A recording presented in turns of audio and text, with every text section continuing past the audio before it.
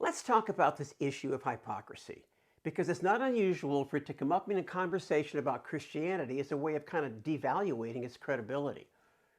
Now, in all honesty, this is one of those issues that's pretty annoying to me, not because it isn't true, but because it is.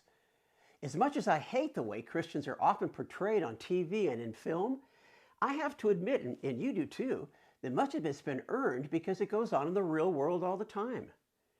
One of my sons was talking with a guy one time, and when he told him that his dad was a pastor, he said with a smile, I bet he's got plenty of money and women. Now, that kind of thinking is the result of hypocrisy. So we can't go around talking like it doesn't exist. It does. But as much as I hate hypocrisy, and I hope you do too, there's someone who hates it even more, and that's Jesus. He was constantly calling out religious leaders for their hypocrisy. In fact, most of Matthew chapter 23 is his scathing rebuke of their hypocritical behaviors. Listen to what he says in verse 13. Woe to you, teachers of the law and Pharisees, you hypocrites! You shut the door of the kingdom of heaven in people's faces. You yourselves don't enter, nor you let those who are trying to. The reason Jesus hated hypocrisy so much is because it kept people from experiencing the wonder and reality of God. So let's talk about it. For starters, hypocrisy simply means pretender, someone who says one thing yet behaves differently. It's rooted in the Greek word for actor, a person pretending to be something that they're not. They're just playing a part. Now, the truth is, there are pretenders in many walks of life, so don't let people get away with accusing Christians as the only ones who are hypocrites. There are pretend or hypocritical charities, those who pull on your heartstrings to get you to give money to a worthy cause, then they just put it in their own pockets. There's hypocrites in romance, those who pretend that they're interested in someone only to get access to their money. And there's all kinds of pretenders on the internet, trying to scam you by claiming to be something they're not just to get information so they can steal from you. There's even hypocrites in the field of medicine. For years we've used the term quack doctors, simply meaning that they're doctors who make claims about something that they really can't do. But do you know what happens when you have a medical issue? You go to a doctor. You still shop on the internet, even though there are scammers, and you still pursue romance, even though there are pretenders out there. Which leads to the second point. Hypocrisy validates that there's an original worth copying because the original is so good. I bet you've never seen a fake or a pretend or a hypocritical $3 bill. Why not? Because there's no original, so fake $3 bill would be worthless.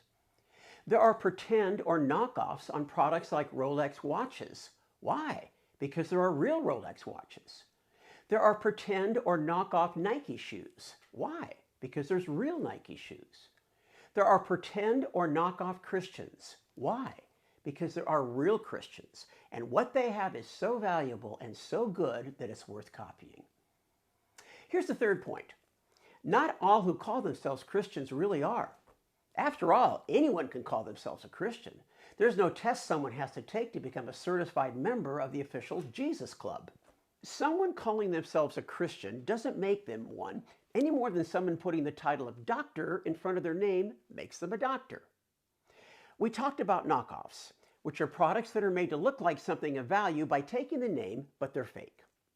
One way you can tell is that there's usually something not quite right. They're missing things like a trademark or a logo, or they spell some of the words wrong. Do you know there are knockoff Christians? Those who take the name Christian, yet there are some things missing. The critical trademarks of love and honesty and caring and generosity. Things that are at the very core of what it means to be a real Christian, because it's way more than a name. It's a relationship with the living God that changes us from the inside out. About this time, if the conversation had moved into the area of hypocrisy and I'd given somebody a few points, this is where I'd try to move to a transition to the gospel by saying something like, I know there's lots of hypocrisy out there and it can get really confusing. But if you want, I can show you what true Christianity really looks like, so at least you'll know the difference. And if they say yes, well, I'm going to go ahead and communicate the gospel, because remember, it's the gospel alone that is the power of God for salvation. Let me give you one final thought on this. It's easy for hypocrisy to creep into our own lives when we get careless about keeping our relationship with God fresh and growing. And when it does, you know what? we find ourselves not having much to say. So be on your guard on this one. Make being in love with Jesus the highest priority of your life, because when it is, you'll always have something to talk about.